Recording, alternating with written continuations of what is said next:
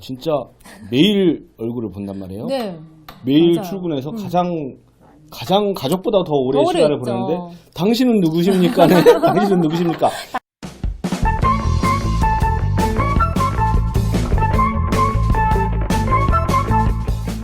건치신문TV와 치위생정책연구소가 함께하는 고품격 치과팀 토크쇼. DTS.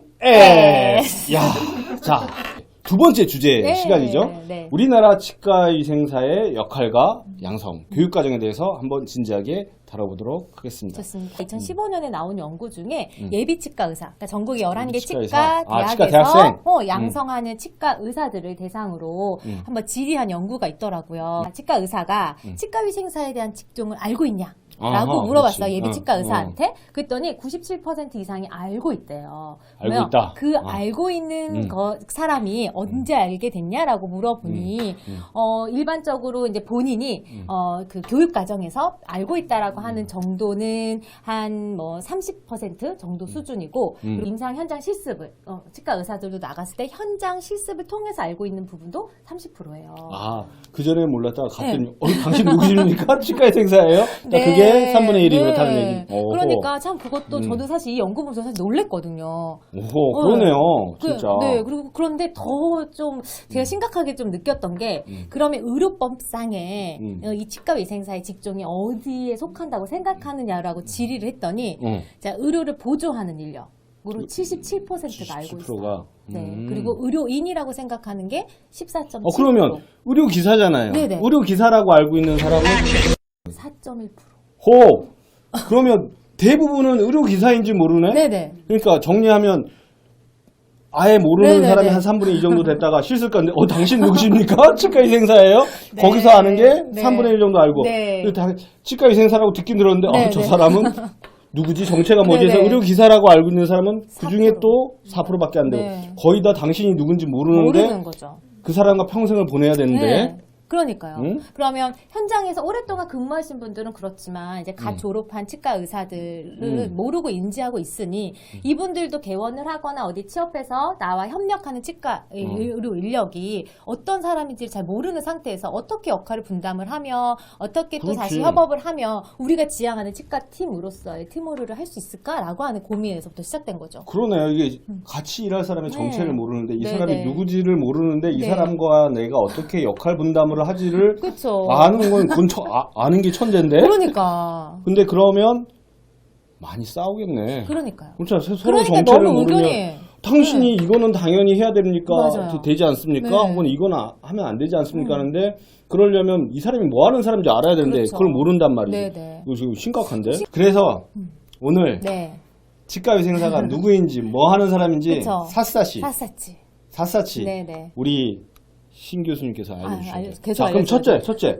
치과위생사, 네. 치위생 뭐 네. 하잖아요. 네, 영어로는 하이진. 덴탈 하이진이라고 그러잖아요. 네, 맞습니다. 덴탈 하이진이 네. 무슨 뜻이에요? 덴탈 하이진. 그러니까 하이진 자체가 위생이라는 단어잖아요. 그러니까 위생은 좁은 의미로서는 예방의 개념이거든요. 그런데 넓게로는 건강 증진의 의미를 담고 있어요. 그래서 단순하게 질병을 예방하는 차원이 아니라 건강을 증진시키기 때문에 우리가 아픈 사람들만을 대상이 아닌 건강한 사람까지를 포괄해서 그들이 현재 갖고 있는 건강의 수준을 유지하거나 아니면 더 증진시킬 수 있는 활동까지를 포함하는 걸 우리는 치위생이라고 그러니까 치위생은 구강에 관한 위생인데 네. 구강의 건강 증진과 유지를 목적으로 하는 그쵸.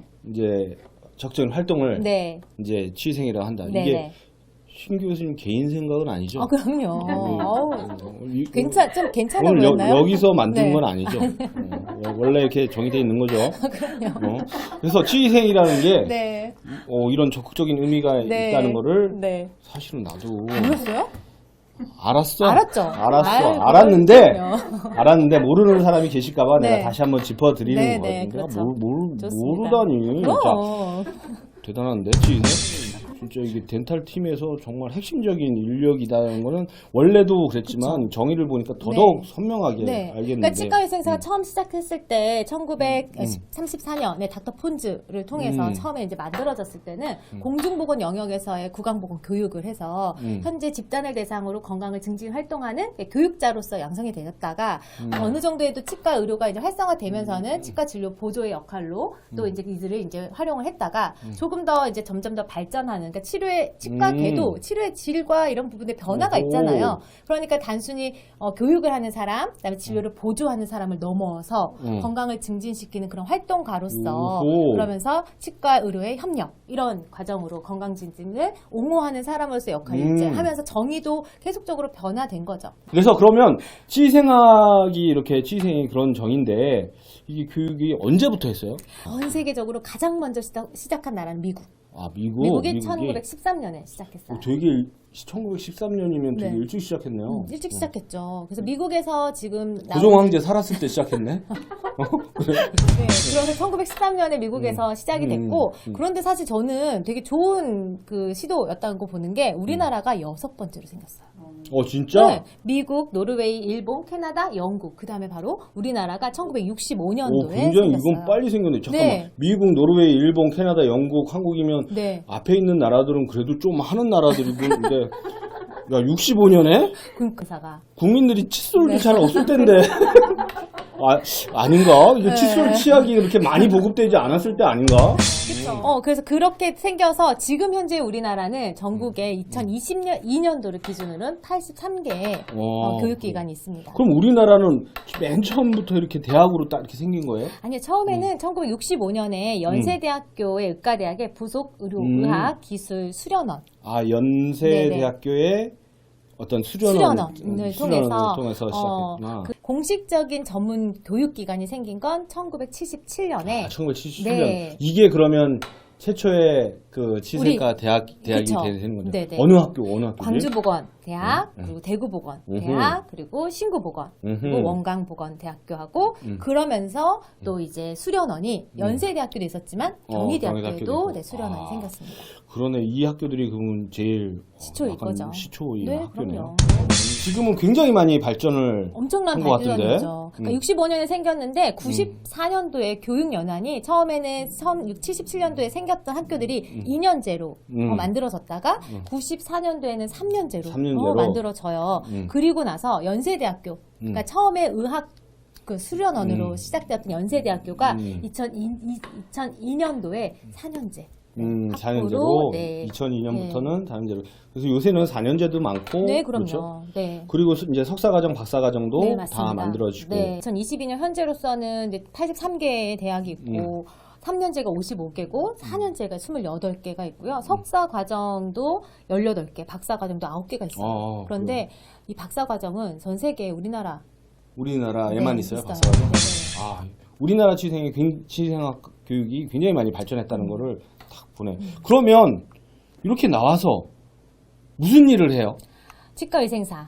계속적으로 우리가 치과위생사 업무에 대해서 얘기를 하잖아요. 치과위생사는 의기법, 의료기사 등에 관한 법률에 의거해서 의료기사니까. 네네. 법적인 업무를 수행합니다. 그러면 잠깐만 여기서 의료기사는 치과위생사 말고 어떤 분들이 계세요? 의료기사, 물리치료사, 방사선사, 안경사, 네, 그런 작업치료사 이런 분들이 그런 분들이 있으시죠? 의료기사고 치과위생사도 지금은 의료기사로 네, 분류가 현재 되는 거고. 분류되어 있습니다. 네. 네. 그래서 그런 치과의생사가 하는 일은 치석을 제거하는 뭐 침착물 제거, 불소도포, 그다음에 임시충전, 뭐 임시부착물 장착, 부착물 제거, 치아 본뜨기, 교정. 잠깐만 이런 거를 법에 그냥 하나하나 나열해놨어요? 글쎄요. 우리 지난번에 우와! 얘기했는데 나열해놨어요. 야 이거를 그러면 또 새로운 게 생기면 네. 언제까지 나열을 하려고? 한번 가는 데까지 가볼까? 그래서 야 이걸 왜 하나하나 나열을 해? 왜? 이게 이제 2015년에 개정이 되면서 치과위생사하고 간호조무사하고 현재 우리나라에 2개의 직종이 치과 의료 인력으로서 활동을 하잖아요. 법적인 구강보건, 치과 의료 인력은 치과위생사인데 간호조무사가 간호사의 위임 하에 또는 치과의사나 치과의원에서, 그러니까 의원급에서는 치과의사의 위임 그 지도하에 간호 진료 보조를 할 수 있는 업무로 역할로 양성되고 있잖아요. 그러니까 그러다 보니 치과 의료 현장에서도 간호조무사랑 치과 의생사 같이 있잖아요. 그러다 보니 서로의 업무가 중첩이 되는 거죠. 그러니까 진료 보조라는 영역에서 자꾸 중첩되면서 이게 내 업무인지 당신의 업무인지 계속 뭔가 갈등의 구조가 계속 있었던 것 같아요. 그러면서 그러면 차라리 이 부분은 명확하게 하자. 치과 의생사가 하는 업무는 명확하게 하자라고 해서 이렇게 나열을 하고 그렇게 포함되지 않은 부분들이 그 밖에 구강 질병을 예방하는 그런 업무로 포괄해 놓은 건 아닌가. 그런데 그런 것도 계속 좀 문제가 돼요. 자, 이게 역사로부터 살펴보면 첫 번째 공중구강보건 업무, 그다음에 두 번째 진료보조의 업무, 그다음에 환자들의 구강 증진을 위한 노력을 위한 거를 역사적으로도 그렇고 배웠잖아요. 그렇죠. 그러면 그거를 포괄적으로 들어가게끔 법을 해야 될 텐데 이건 보니까 뭔가 구체적으로 한 것 같은데 실제로는 갈등 해결에 전혀 도움이 안 되네. 안 되는. 그러니까 갈등이 있을까 하니까 구체적으로 막 정하기는 해. 근데 구체적이기만 하고 갈등은 그대로야.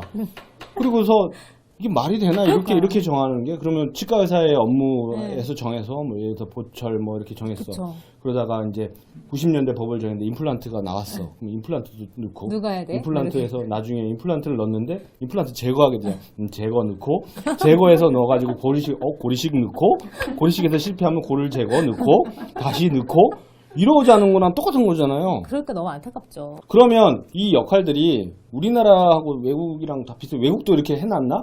뭐 하나하나 정해놨나? 외국도 그러니까 하나하나 정해놓은 것도 있어요. 그러니까 일부 나열을 한 것도 있곤 하지만 치과의생사 그 외국에서는 미국 같은 경우는 이제 뭐 간호조무사 같은 경우도 교육을 받을 수 있는 인준할 기관들이 있으면서 그거를 치과의생사가 이제 교육하고 지도하는 그런 체계들도 갖고 있거든요. 그러니까 치과의생사의 역할을 현장에서 임상 현장에서 어느 정도 수행하고 있는지를 2003년도에도 조사를 하고 2017년에도 조사한 자료가 있거든요. 그럼 2003년도에는 정말 되게 미미한 역할들을 수행을 했다면 이게 2017년도는 정말 활동하는 그러니까 활동치과 의생사들이 너무나 많은 현장에서 일들을 하고 있거든요. 그러니까 그만큼 치과 의생사의 역할이 되게 다양해지고 많아졌는데 우리 그거를 아우를 수 있는 뭔가 정책이나 법이 그거를 다 포괄하고 있지는 못하는 그러니까 막 교육도 되게 많이 배우고 있고 그다음에 역할도 많이 하고 있는데 이거를 뭔가 관장하고 조정하는 그런 행정적인 어떤 제도나 법이 그걸 따라가고 있지 못하지는 않나요? 그러니까 전 세계에서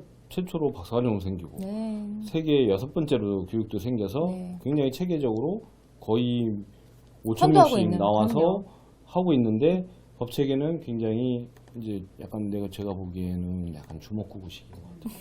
다만 그렇게 생각하나?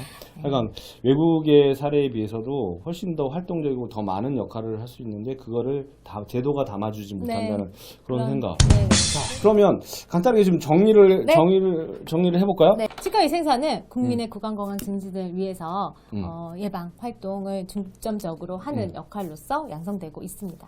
치과의생사라는 명칭 자체도 덴탈 하이지니스트라고 하는 용어로 우리가 다양한 용어로 사용을 하는데 이 용어도 치과의생사라고 하는 이름을 잘 기억해 주셨으면 좋겠어요. 그렇군요. 자, 그러면 이제 우리나라에 약간 여기 이제 자료를 보니까 전국 83개 치생학과가 있어요. 그래서 5천 명 이상이 양성이 되고 있거든요. 이 양성되는 인력들이 뭘 배우는지, 실제로 무엇을 배우고 나오는지, 그들의 정체성, 그들의 교육, 이런 부분에 대해서 한번 살펴보도록 하겠습니다. 알겠습니다. 오늘은 우리가 치과의생사 어떤 사람이냐에 대해서 한번 심층적으로 알아봤습니다. 자, 여기서 마칠까요? 네, 좋습니다. 예, 감사합니다. 감사합니다.